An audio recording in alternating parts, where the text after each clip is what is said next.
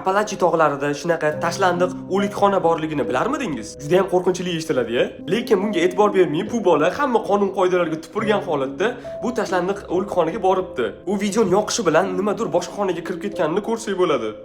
Va bu paytda hamma aqli joyida va o'zini yaxshi ko'radigan odam mingga qo'yib qochib ketgan bo'lardi. Lekin bu videoni muallifi emas. Bu aqli pastlikmi yoki qo'rqmaslikmi? Bu ketib qolgan maxluqqa orqasidan quylashga tushganini ko'rsak bo'ladi.